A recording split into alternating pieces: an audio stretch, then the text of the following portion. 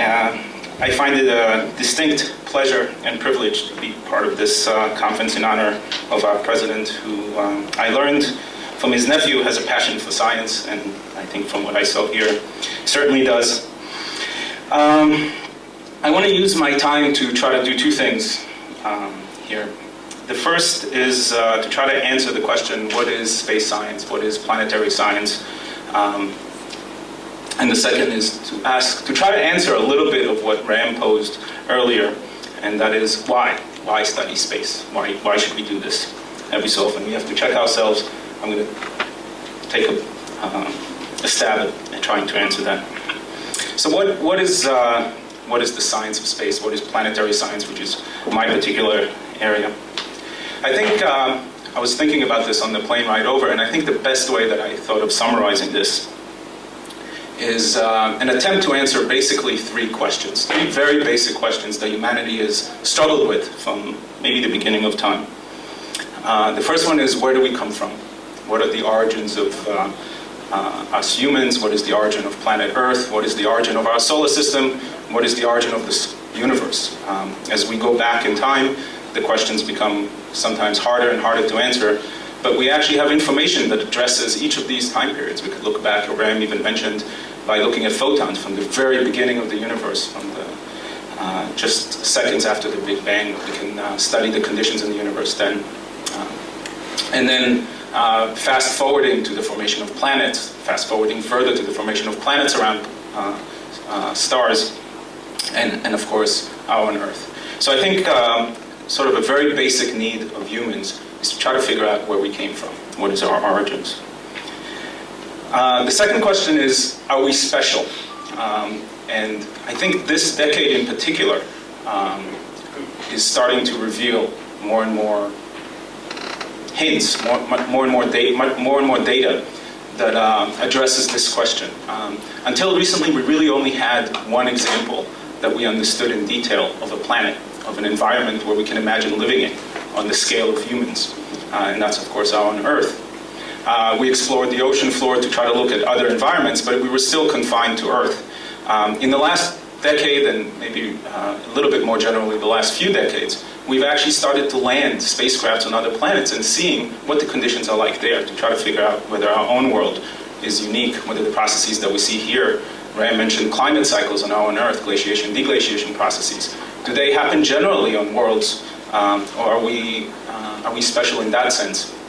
And then, of course, there's the question of life. Are we alone? And I think that is also a question that people have struggled with ever since they began to think about their own existence. Are there other life forms out there? And at the moment, we really don't know anything about that. It's possible that there are, and it's possible that there aren't. With only one example, we could be a cosmic accident, or we could actually be a very generic phenomenon that evolves whenever the conditions are right. In order to answer that question, we have to go out to other planets and see where conditions are right, did life form. If we find even one example like that, we'll be able to, that's independent from Earth, life that hasn't been transported there from Earth, then we'll be able to, I think, understand a lot better this fundamental question of are we alone?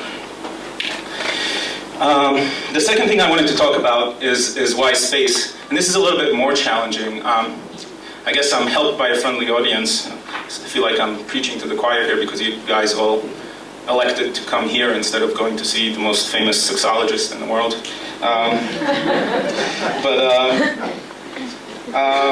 Why should we explore space? Ram mentioned that it's somewhat expensive. I'd like to offer several answers. There's the practical aspects that Yanis talked a little bit about possible utilization of space, possible understanding of important processes on Earth from space. Another argument that's often invoked is the possibility of innovations that arise from space technologies, new materials that are produced for the shuttle, for example, having applications on Earth and so forth. I think all of those are good arguments. The one that resonates for me the most, and maybe this is a little bit of a personal statement, and see how you like it, is the following. I'm going to link this back actually to the panel, the plenary session last night, in which Jim Wolfenson and Larry Summers were, for the most part, in violent agreement about the future of world economies. But there was a debate that was being nurtured there for a while about whether the United States and the rest of the Western world will continue to stay in power, or whether the Eastern world and Asia, China in particular, will inherit. We can turn that off. Will inherit this leadership role. They addressed this argument by looking at extrapolations of statistics, both of which, to some scientists, are dirty words. But I think there's something that the statistics miss. And I was particularly drawn to this when Jake Frankel yesterday highlighted the demographic differences between China and India, where China is an aging society and India is very much a younger, younger demographic. I think what's clear is that the world financial resources their center of mass is shifting towards China, and the world population certainly is with a center of mass that's away from the rich countries. But what I think will decide this argument, or will, at least one component of that argument, will be the ability of these nations in the future to make innovations and to continue to nurture intellectual creativity. And that's not trivial to do. That's actually hard to do. You certainly need money, so where all the money in the world is does matter. But you also need a cultural approach to innovation and opportunities to stimulate young people to become interested in science and technology. And space is special in that sense. Space has forever stimulated children to become interested in space science, but also in related fields, in technology, in biology, material science. I think there are many examples of that in history. My favorite is the Apollo program. And I think there were generations of children in the United States that grew up with the idea of going to the moon. This is an idea that a guy had in 1962, and he just said, hey, we should be doing this. And everybody talks about the first line in the JFK speech about we want to do this not because it is easy, but because it is hard.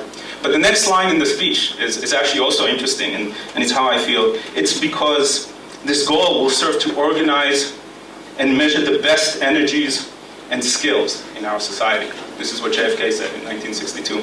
And I think this is very much the situation that we're facing today. Space exploration can help us organize and measure our skills in order to stimulate young people to become interested in science and technology in the future. And it is expensive, but I think it's less expensive than you think.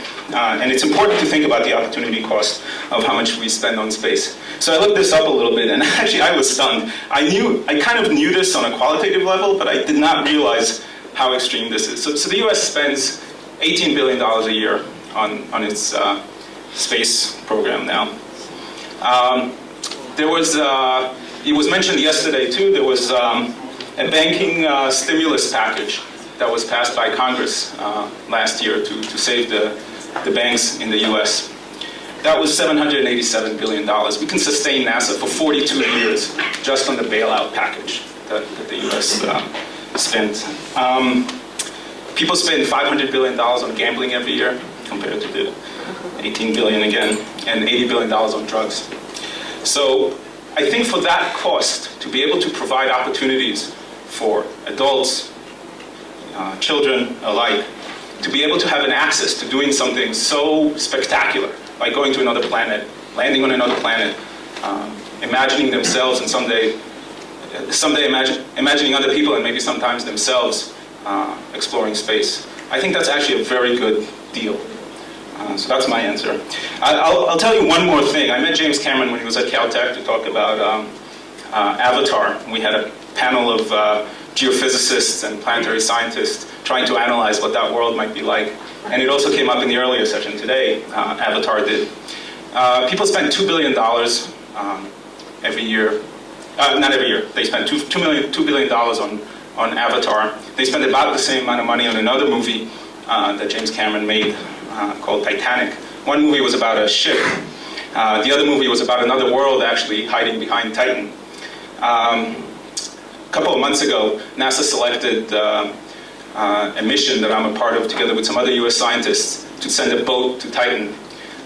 James Cameron would have liked that one, for the price tag of $485 million. Okay? So I think this is a good deal.